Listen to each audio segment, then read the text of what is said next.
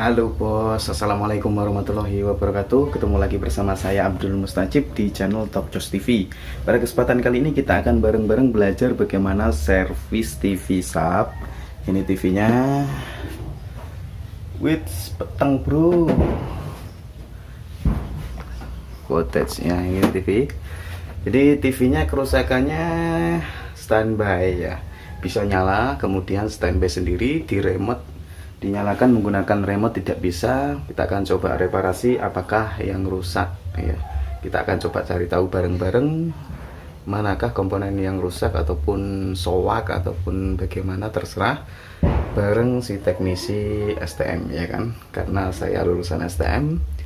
Jadi servis bareng teknisi STM kayak gitu ya. Bagaimana caranya? Dan apabila ada teman-teman yang mungkin baru join di channel ini, jangan lupa klik subscribe dan juga ketuk gambar lonceng seperti itu ya. Terima kasih. Kita langsung saja menuju ke TKP ya kawan-kawan. Ciao.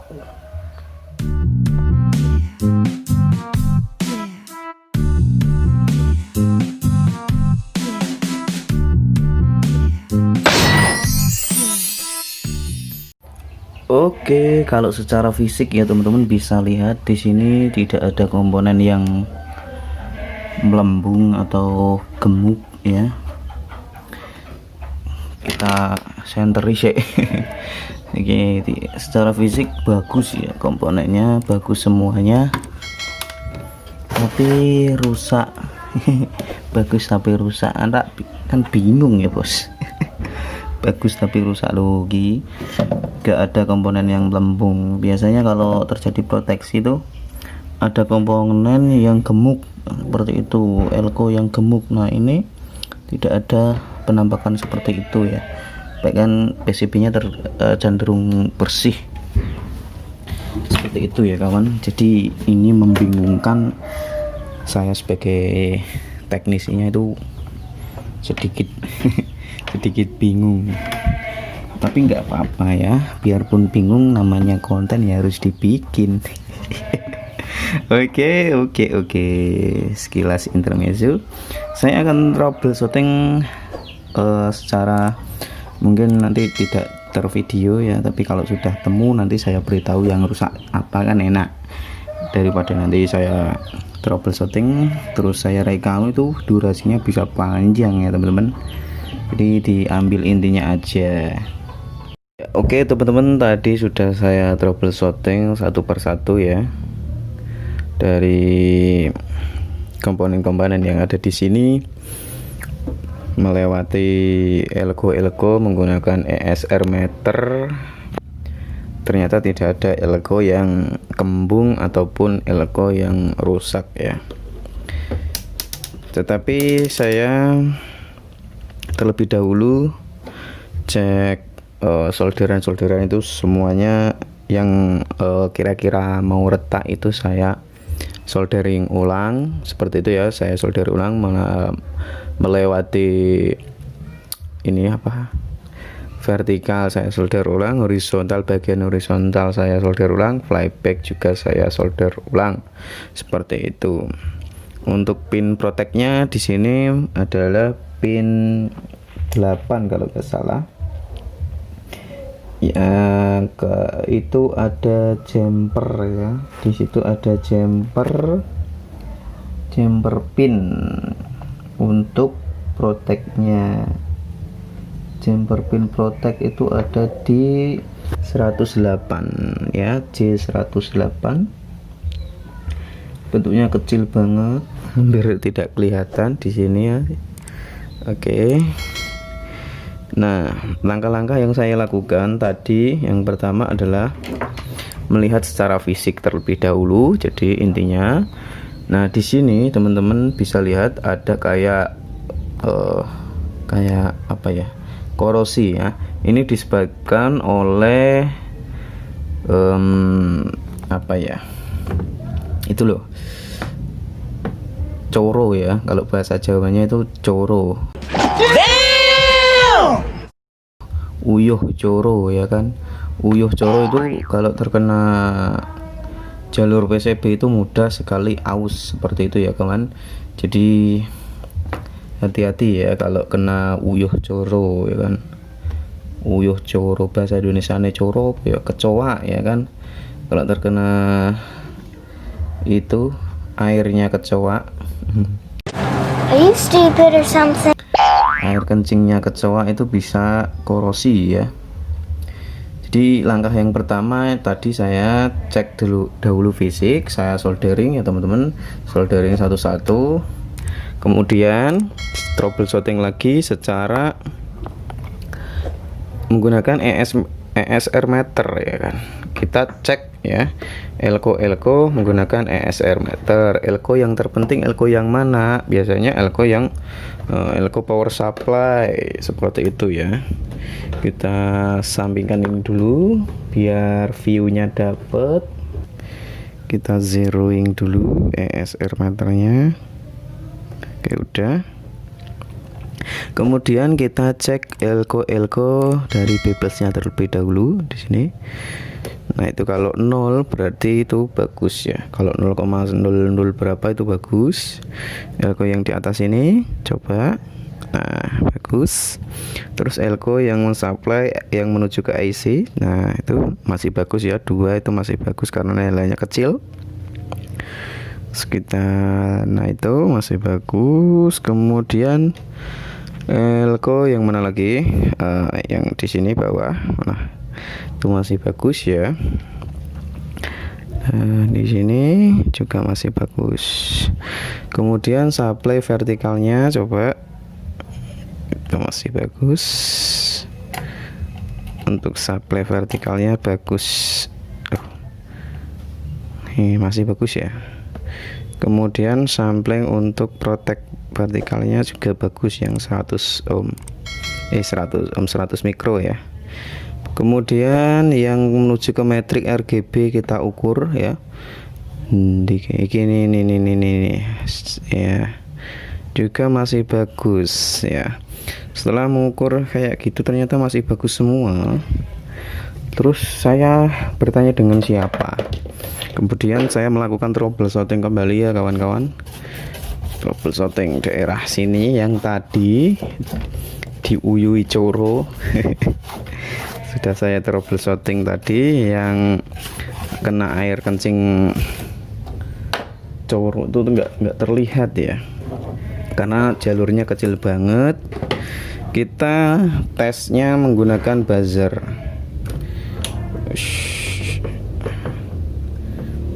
Terlalu silau ya. Terlalu silau. Oke, biar agak tinggian. Oke, kita menuju ke selektornya, kita tuju ke buzzer, kita tempelkan. Kemudian kita cari jalurnya. Nanti kalau bunyi berarti jalurnya di situ. Ini kan warnanya jadi hitam kayak korosi. Oke, kita teruskan. Tadi ngeceknya di mana, dari mana. Nah, jalur yang sini ya, karena ini jalurnya kecil banget, mungkin teman-teman tidak bisa lihat ya. Itu jalurnya tak cedak ke. Ini kan, ini jalur kecil, terus menuju kemana kita urutkan, nanti menujunya ke sini. Tapi ini kok tidak bunyi ya kan? Makanya saya curiga, kita telusuri sini. Oh, ini bunyi. Mulai putus di mana ini kan? Nah, mulai putus di daerah sini. Berarti kemungkinan besar ya ininya rusak ya kan? Jalurnya rusak akibat korosi ya kan teman-teman. Kita nanti coba sambung jalur terlebih dahulu. Kemudian kita testing ya kan? Kita testing apakah bisa beres atau tidak. Nah, jika tidak bisa beres, kita akan coba troubleshooting ulang. Seperti itu ya kawan. Kita akan coba troubleshooting ulang untuk mencari kerusakan ya. Jadi ini jalurnya kan banyak banget, kita harus teliti dengan sangat agar kita bisa ketemu mana komponen yang rusak. Seperti itu ya kawan. Jadi troubleshootingnya berurutan. urutannya kayak gitu ya kan. Kalau tidak diurutkan ya nanti nggak kelar-kelar.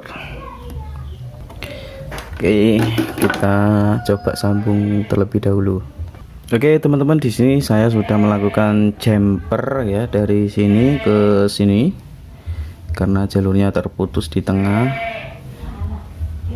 Apakah sudah berhasil? Kita coba lakukan testing. Oke, di sini sudah saya testing ya. Kita tinggal lihat ataupun kita coba tes running test. Apa bisa? Aduh, kok flicker gambarnya. Ini di kamera flicker ya, tapi di aslinya nggak flicker ya teman-teman. Nggak tahu ya kenapa kalau di kamera itu flicker, gambarnya kecelop-kecelop. Nah, oke teman-teman, tadi saya sudah menerangkan ya kemarin di video sebelum ini, di menit sebelumnya kita sudah membahas bahwa ada korosi ya, ada korosi yang mengenai jalur PCB sehingga jalur tersebut putus ya teman-teman.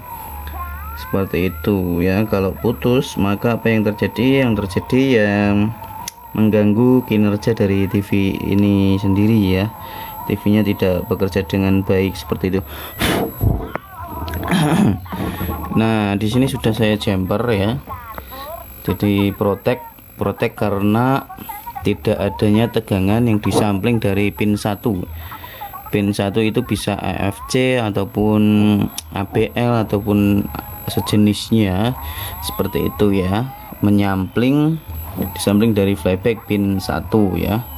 Mungkin ABL nya tidak ada sehingga TV ini memproteksi dirinya seperti itu karena tidak adanya tegangan yang keluar akibat jalur yang terputus seperti itu ya kawan. Jadi kesimpulannya yang rusak adalah jalur PCB seperti itu. Jadi kadang gejalanya sama tapi penangannya berbeda ya teman-teman. Kalau saya penangannya adalah adanya jalur yang putus seperti itu. Berbeda lagi jika mungkin teman-teman teknisi menemui gejala yang sama, itu belum tentu kerusakannya juga sama. Seperti itu ya kawan. Kita akan coba rapikan dan nanti kita coba ngarahin lagi. Oke, udah mantep gambarnya. Tapi kita tunggu atau kita running test ya selama mungkin 15 menit 15 menit ya teman-teman. Kalau masih protect berarti kita coba servis ulang, kita cari yang rusak lagi seperti itu. Tapi kalau lancar ya kita tinggal nunggu yang punya ngambil seperti itu. Kita tunggu aja. Oke sahabat YouTube semuanya, TV sudah saya testing ya. Sudah saya testing selama kurang lebih berjam-jam ya, sampai 2 jaman. Alhamdulillah TV-nya tidak protect lagi ya teman-teman. Itu flicker ya, karena ini kameranya menangkap gambarnya itu flicker, tapi kalau dilihat mata itu tidak flicker ya teman-teman. Ini sudah nyala dan saya rayen ataupun saya coba selama kurang lebih 2 jam tadi ya.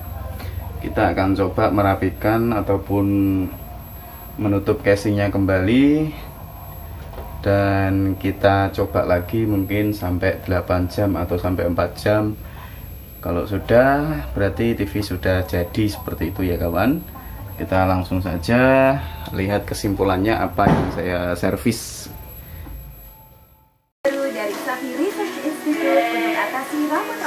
Oke, sekarang kita ganti kamera menggunakan handycam ya, biar tidak flicker.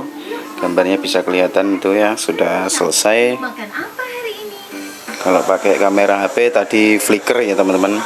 Jadi kita pakai kamera handycam supaya tidak flicker dan gambarnya itu kelihatan. Dan terima kasih kawan-kawan sudah nyimak video ini sampai selesai. Wassalamualaikum warahmatullahi wabarakatuh. Sampai jumpa di lain waktu.